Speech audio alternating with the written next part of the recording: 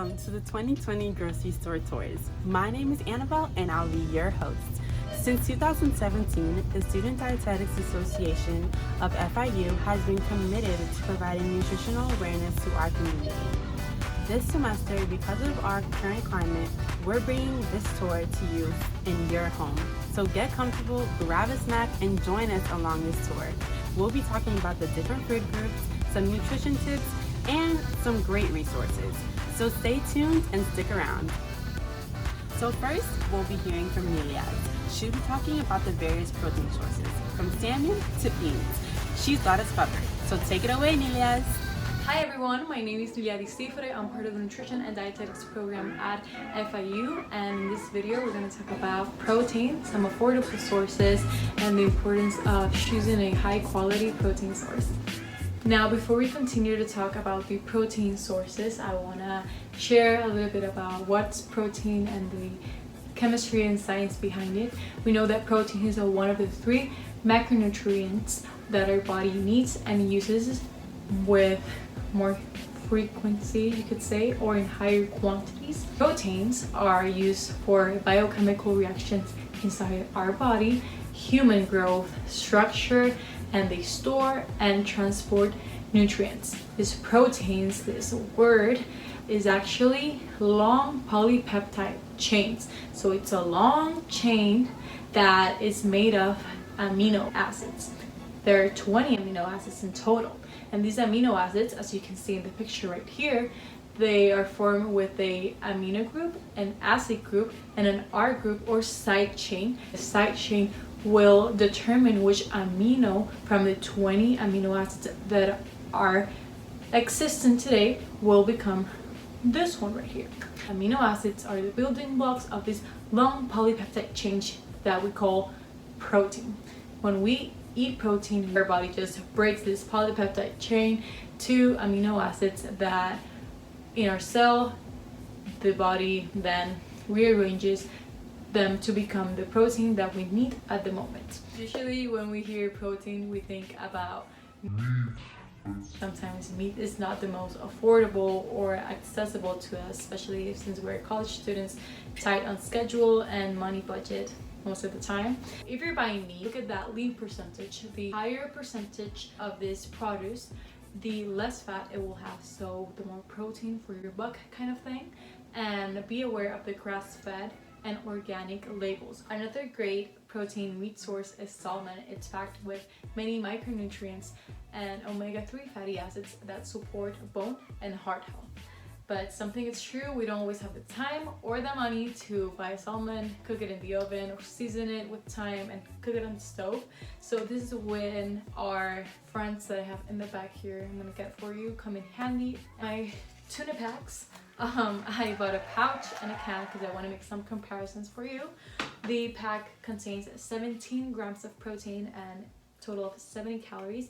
Definitely more convenient when on the go. You can grab it with some crackers, a toast, or on top of salad. The can right here, even though it's not more convenient, it's cheaper if you consider it. It has 5 ounces of tuna. This has 2.6 ounces. This one costs $1 and this one costs 88 cents, and it has double the amount. You're getting double the amount for half the price. Now for all my vegan, plant-based, vegetarian people out there, or maybe you're neither of those but you want to incorporate more plant-based protein sources to your diet, I'm gonna give you some tips and some ideas right here. We can buy things such as canned legumes. It's so versatile. You can do a bean salad, put on some pinto beans, chickpeas, black beans, stir it up, some olive oil, put it in the fridge, and you have a nutrient-dense protein source for your week.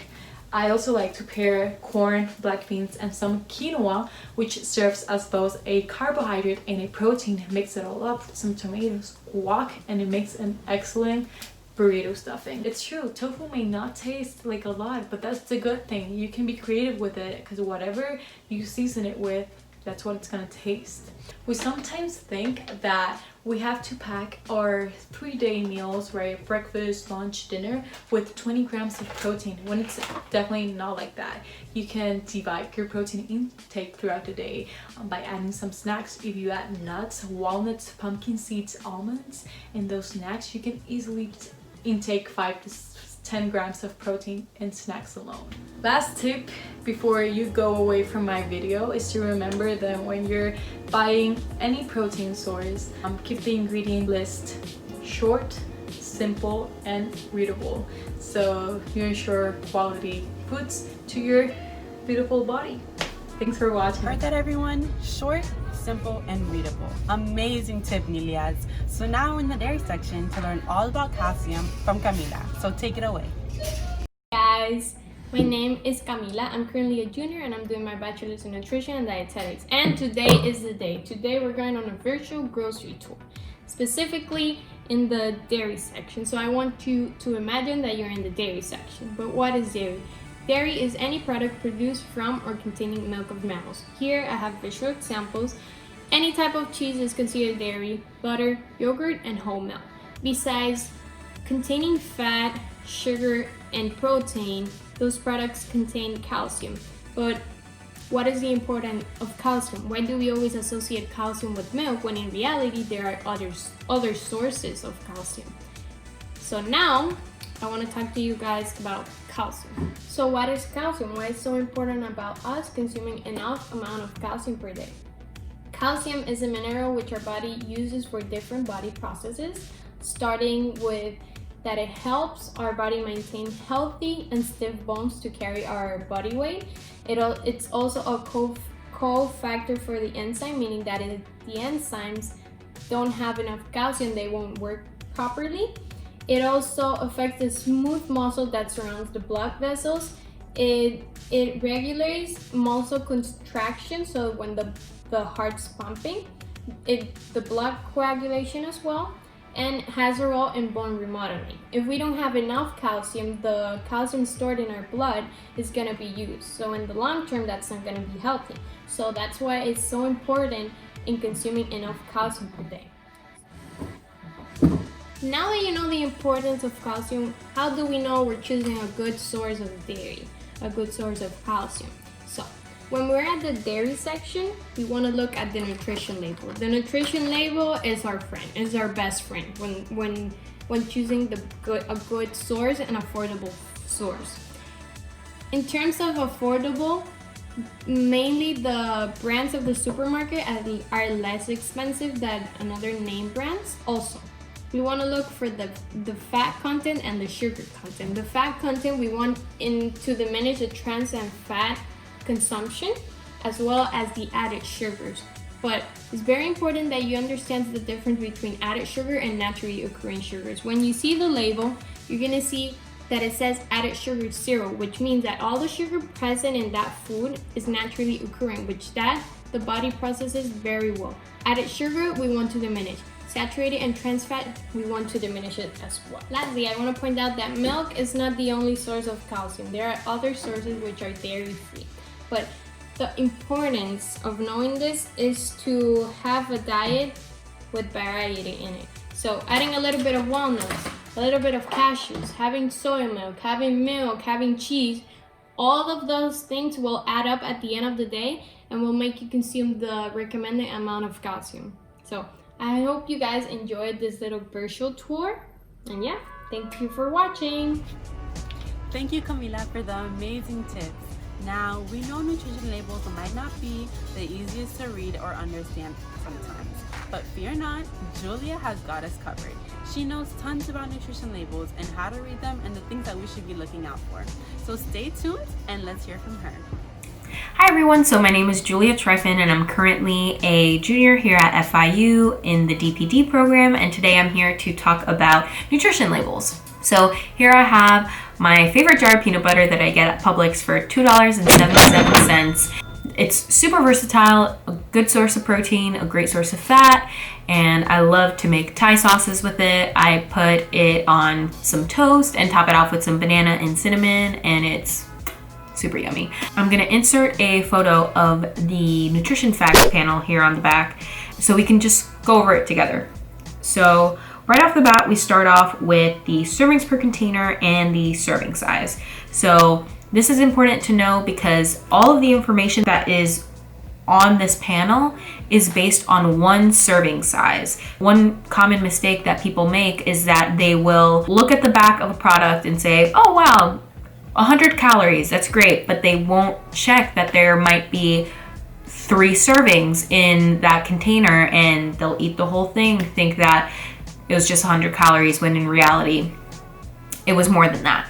So that's important to know. And then right below that, we have the calories. So in one serving, which is 2 tablespoons of this peanut butter, we get 180 calories. Moving on, we have the macronutrients. So total fat, total carb, and the protein. So starting off with total fat, it's important to kind of just keep in the back of your mind to limit your trans fats and saturated fats just for their link to cardiovascular disease and other health complications. It's not detrimental. It's just something to keep in the back of your mind when you are shopping for things and comparing different products. Then we have the total carb. And one thing I would like to say about this part is that right below you see the dietary fiber. So our dietary fiber recommendations daily are 25 to 30 grams. And it's no surprise that Americans actually fall quite below under that recommendation. So whenever you're reaching for a snack or anything like that, try to keep an eye out for something that has at least 3 grams of fiber in it. So that's another thing to keep an eye out. We also have the total sugars. This actually, for this specific product, is only natural sugars since the only ingredient is peanuts. And then right underneath, you'll see the included added sugars. So try to limit the added sugars a little bit or keep an eye out for that. And then right underneath, we have the protein. So it's 8 grams per serving, 2 tablespoons of this peanut butter jar. Now, moving on to cholesterol, we have 0 cholesterol in this jar of peanut butter because it is not an animal product, so you won't find any cholesterol in peanut butter. So moving on to sodium, that's another thing to look out for that typically you'll find in, highly processed foods. Just try not to go very overboard on that. And you might ask yourself, okay, well, what is overboard? Right next to all these values, you actually see a percentage, and that is the percentage of your daily values. It's based on a 2,000 calorie diet, and essentially it's a general reference of values that tell you if food is high or low in a nutrient or dietary substance. It's a good frame of reference when you're comparing different products. So yeah, that's something important to look at as well. And then right underneath, we see vitamin D, calcium, iron, and potassium. These are included because they are vital to our health. However, unless a food is fortified, you won't really see those values be very high. So that's not something really to be concerned with. And then right underneath, which I think might be the most important thing on a nutrition facts label, is the ingredients. So in this jar, there's only peanuts.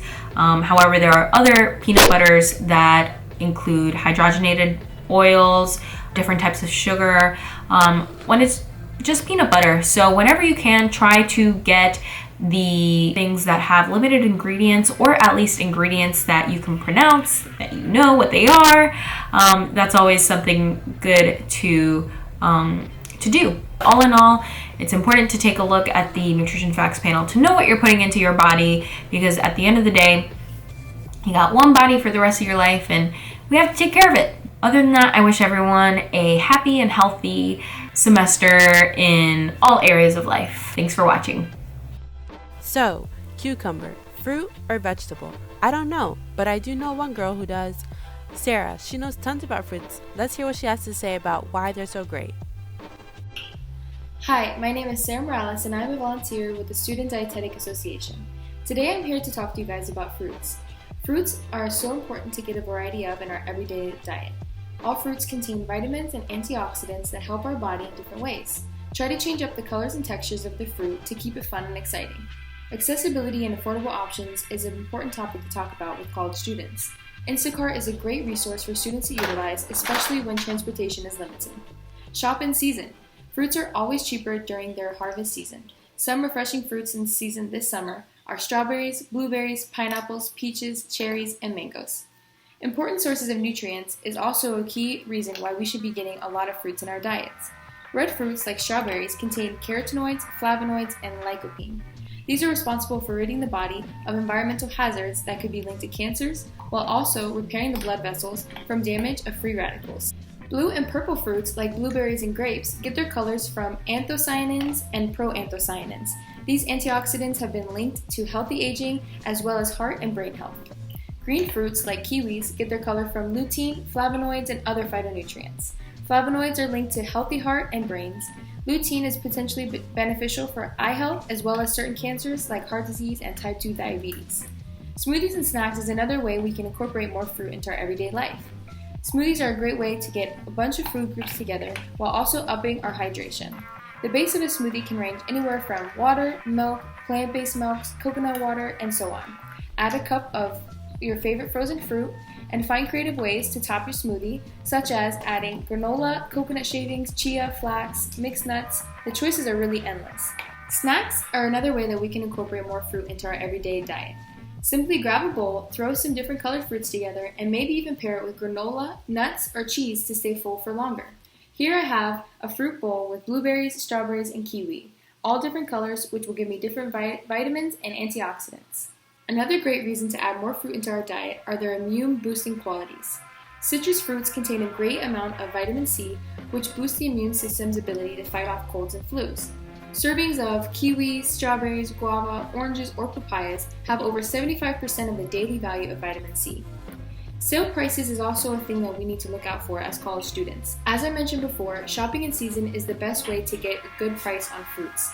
Aldi is always selling fruits at bargain prices. Their previous ad had a pint of blueberries on sale for $1.49, grapes for 99 cents a pound, and papayas on sale for 70 cents a pound. That's definitely a bargain. So head to your local grocery store or check online to see if they're having anything on sale this week, and go get your fruit. Thank you, Sarah. That fruit bowl looks delicious. Now let's hear from Valeria. She has tons to say about carbohydrates. Take it away, Valeria. Hi everyone, my name is Valeria and I'm a sophomore in the Dietetics and Nutrition program, and today I came here to talk about carbohydrates. So carbohydrates are that one macronutrient that many people are scared of. That many people right off the bat think, oh, that gets me fat, I'm eating a lot of carbohydrates. But carbohydrates are an important macronutrient for our body, such as protein is and our fat is. Carbohydrates, it's what gives our body the energy. So carbohydrates could be defined into two sections. There's the good carbohydrates and there's the bad carbohydrates. The bad carbohydrates are the ones that we should typically avoid consuming. It's hard to not consume them, but we could try to minimize the amount that we consume.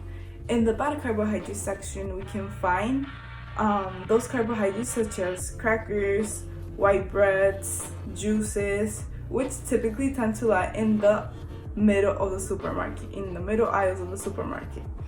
So this type of carbohydrates are empty carbohydrates. Why they are empty? Because they don't have enough fiber, they don't have enough nutrients, vitamins, or minerals that you could find in a whole carbohydrate. So they're the ones that we should typically tend to not abuse of them or consume the least. And in the other section, we have the whole carbohydrates, which we could break down into three different sections. One is the fruits, which yes, fruits are very could be very high in sugars, in fructose, but they have a lot of vitamins and nutrients that our body needs. Then we have our starches, which could be potatoes, cassava, rice, beans. And then lastly, we have our vegetables, which is that one carbohydrate part that we could abuse of, but that many people don't abuse of.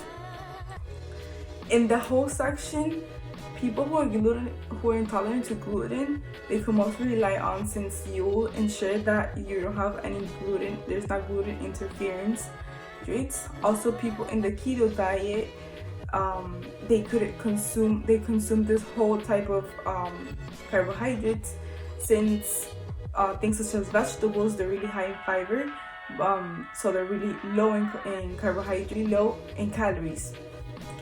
And there has been a lot of new things that has come with people from the keto diet, such as cauliflower rice, cauliflower pizza, or broccoli pizza. Has been many things that you can do with vegetables to kind of transform them into like a. So I'm here to not only explain explain a little bit about carbohydrates, but I also wanted to tell you that carbohydrates are not bad and you should not be scared to consume them. You just have to ensure you consume the proper ones. Don't consume the empty ones, consume the whole ones, and consume the proper amount of it. Don't abuse of them. You could abuse of things such as vegetables, which are very low in calories, and you get all the fiber and water, and they help you with water retention and everything. But don't abuse of fruits or don't abuse of starches, because even though they're good, yes, they can make you fat. In fact, if you abuse of them, just as anything. So don't be scared, make good selections. And for example, if you're gonna go out to buy those box juices, don't buy the box juices ones, which they're all full of sugar and water, and what the amount that you get of juice is a little percent of it, like 10% of it. Buy the actual fruit and make your own juice at home. It's way cheaper to buy the actual fruit than to buy the boxed juice. Also, if you're gonna make, if I know many probably many Hispanics are watching this, so instead of buying the processed already made arepas, you could just buy the actual cassava and make tons of actual arepas for $3. So don't be scared. Eat your carbs, they're all energy. Don't be scared to eat your carbohydrates. Carbohydrates are energy and they're gas to our car, and our car is our body. Now let's hear from Brooke, because she has tons of info on veggies, why they're her favorite and why they should be yours too. Hi everyone, my name is Brooke Abbott, and today I'll be talking about the importance of vegetables. One thing that I love about vegetables are their variety. Here I have mini sweet pepper, sweet potato, broccoli and cauliflower, celery, and baby carrots. All of these vegetables have their own shape, size, color, and taste. Something else that I love about vegetables are their immune boosting qualities, as they are an important source of nutrients and contain vitamins such as A, C, E, and K. And they also contain minerals such as zinc, iron, copper, magnesium, and beta-carotene, which are essential in supporting and strengthening our immune systems and our overall health. A great way to add more vegetables into your diet is to include them in snacks. Some of my favorite vegetable snack ideas are stuffed mini peppers, sweet potato nachos, broccoli chips, roasted cauliflower hummus, ants on a log using celery, and carrots with hummus. Accessibility and affordability are two major concerns people have surrounding vegetables and produce in general. When it comes to accessibility, food drives, food pantries, and even Instacart are excellent options that help make vegetables more accessible. When it comes to affordability, some helpful tips are: buy fresh produce that are in season, as those are less expensive. Frozen vegetables are also a great idea, as they stay fresh longer and are often frozen at their peak freshness. Canned vegetables are also an option, as they are inexpensive, do not need to be refrigerated, and have a long shelf life. When shopping canned foods, remember to look for low sodium options. Keep in mind that your local grocery stores run weekly sales on produce, and feel free to compare prices from various grocery stores in your area to get the best deals. Thanks for watching. Have a great day and enjoy your vegetables. Amazing, Brooke. Thank you so much. So, we learned about the various food groups, and if you still want to learn more, here's Mitzi with some different resources that are available to you. She's also got some great deals to tell us, so take it away, Mitzi. Hi everybody, my name is Mitzi and I'm a student of dietetics and nutrition at FIU. I am currently in my junior year and I am super excited to be recording this video for you guys, where I will be sharing some resources that will definitely be of help to you as they have been to me. And I want to dive right in talking about the first resource, which is an awesome website called eatright.org. This website is by the Academy of Dietetics and Nutrition, and I really like this website because all of the articles within the website have been written by dietitians, which are health professionals that really are going into research and really seeing the evidence-based information that is coming out all the time, and also other studies that have been done, and they're writing their articles based on that, which is trustworthy. We know that there is so much information out there, and many times it can be super confusing to know what to trust. Where should I go for reliable information? Well, let me tell you, this website is amazing. Something that I really like about it is that it's divided in categories. There are categories that are for men, women, kids, and in that way you can research specific articles about these categories.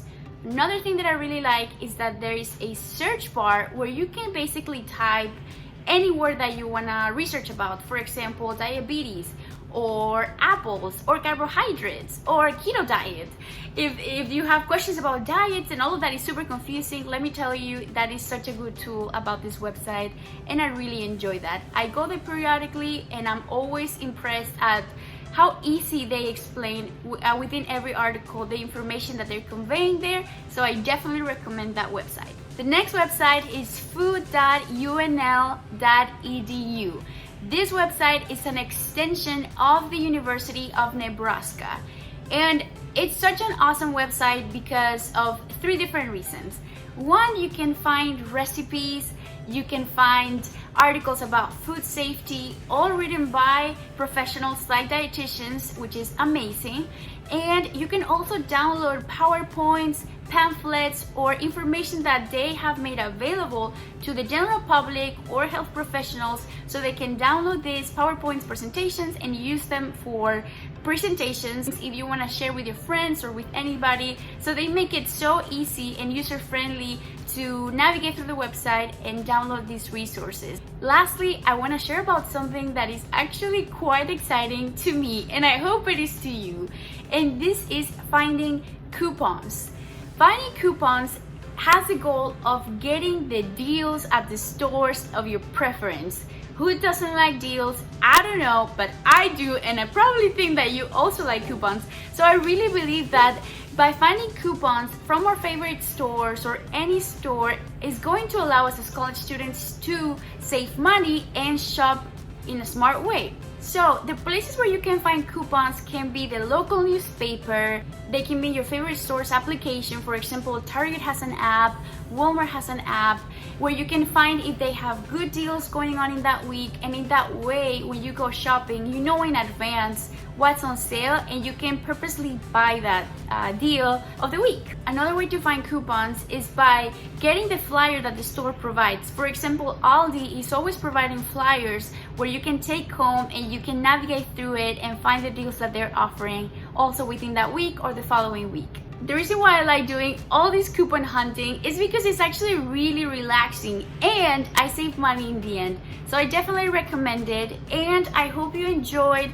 this video with these websites that have been of help to me. I'm sure they're gonna be of help to you, with reliable information written by dietitians, as well as the technique of using coupons to save money, and why not have fun while doing it. Thank you for watching, and I hope to meet you very soon. Bye!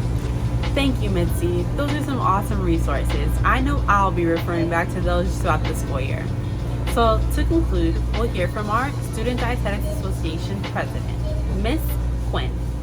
Thanks, Annabelle. And to wrap up all of the things that you've seen today in our first grocery store tour, we want to define what is a balanced meal. And as your president of SDA, I think I should know what a balanced meal is. So according to eatright.org, a balanced meal is described as multiple food groups which contain grains, whole grains, lean proteins, fiber-rich fruit, and veggies, and fat-free or low-fat dairy. In all of these things, you see that there is a variety and a diversity that is needed in order to fortify your body and keep its immune response really, really high, especially during these times. Now, you should use snacks as a bridge to get onto your next meal. A snack is not there to fill you up, but more to say, we can help you until the next meal comes around. You want to make sure that you're regulating your metabolism by eating every, I believe, 3 to 4 hours actually. So if you're going long periods of time without eating, it kind of defeats the purpose of having the balanced meal, because you might be more prone to overeating or undereating, which is why you have to listen to your not your social cues, but your hunger cues, and listen to your fullness cues. So when you're listening and you're being mindful about your eating, you can be more aware of what's going in and realize what's coming out. And that's not just in your metabolic way, but also in your relationships. So mindful eating is really, really important. And some of the ways that I would accomplish the goals of having more balanced meals is to understand how to just build off of one ingredient. Most times for breakfast, for example, I would start off with just regular oatmeal and then move up into what I would like to sweeten it with, maybe agave, honey, brown sugar, and then you can put fruits with it. Frozen fruits, as you might have seen in the previous videos in our fruit aisle, or maybe add some nuts to it. Walnuts are a great nut to add to a lot of things. And also some chocolate chips, dark chocolate chips if you like the sweeter taste, or adding just a few flaxseed or chia seeds. I add to all of the food that I make flax seeds and chia seeds, and I'll ground up the flax seeds, and it's a great way to get in some more omegas and some more fiber and just diversify the plants and seeds that are going inside of your body. And also following social media pages that have recipe inspirations, so that when you're planning meals to go to the grocery store, you know what you're looking for and you're not just eating based out of just your hunger in that moment, because you'll tend to want to pick up foods that are more convenience items and just ready to heat up. And lastly, but not least, is that a balanced meal, you have to include your veggies. You have to include your veggies. And I'll say it one more time, you have to include your veggies. Veggies are so important. So if you're including your veggies, your whole grains, look for whole grains. You want to see like the full seed in the breads, or your brown rice, your quinoas, your couscous. There's a lot of different types. Leaner proteins, you're looking for chicken breasts, you're looking for steaks with leaner cuts. And your fish as well is a good protein. And fruits, fiber-rich fruits, different fruits that have fiber that can help break down and move cholesterol and other things out of your body. So thank you so much for tuning in to our first grocery store tour, and thank you so much for coming to the President's Corner to talk about balanced meals. Can't wait to see you. Thank you, Quinn, and thank you for tuning in to this grocery store tour. I hope you have an amazing school year, and make sure you stay healthy and safe. Look out for our next grocery store tour. It's coming sooner than you think. I also want to give a huge thank you to all the volunteers that participated in this. My name is Annabelle, and I'm signing on out. Bye!